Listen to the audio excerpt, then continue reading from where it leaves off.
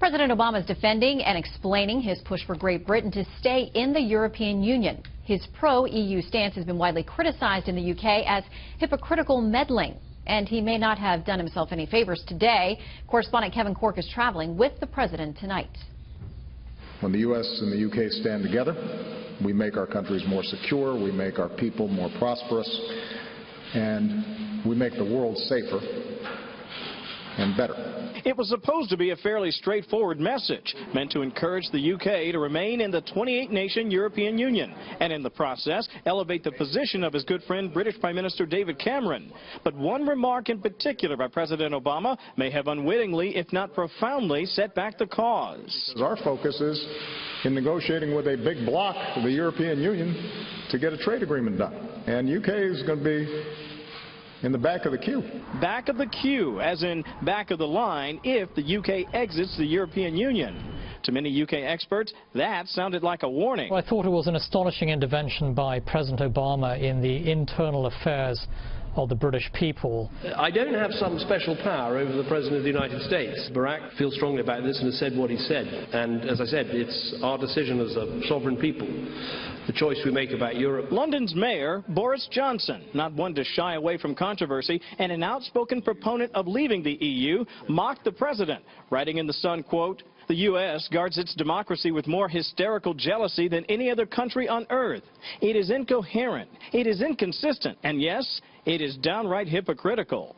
The row over the so-called Brexit has nearly overshadowed the president's true objective for the trip, to collaborate with UK partners on security cooperation and the refugee migration crisis, something the president sees as a threat to the U.S. We consider it a major national security issue that you have uncontrolled migration into Europe.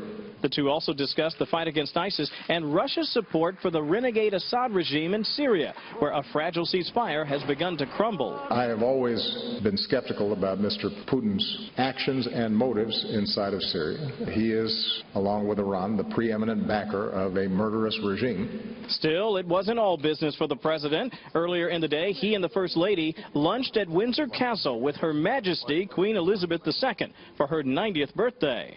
Later, the first couple spent time with William and Kate, the Duke and Duchess of Cambridge, and Prince Harry at Kensington Palace.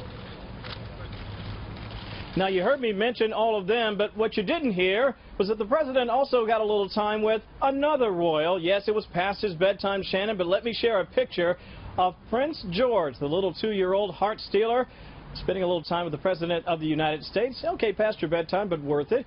By the way, his sister, Princess Charlotte, slept through the whole thing. The president also mentioned today his fondness for Queen Elizabeth II. He said she's an astonishing person and called her a real jewel, not just for the UK, but for the entire world. And he also mentioned another royal, if you will, mentioning the late music icon Prince. The president said today he began his day by listening to an LP of the late singer. Shannon? All kinds of royalty, and listen, that little picture of the prince, I think it just blew up the internet this afternoon. Kevin, thanks so much for the update. Yeah.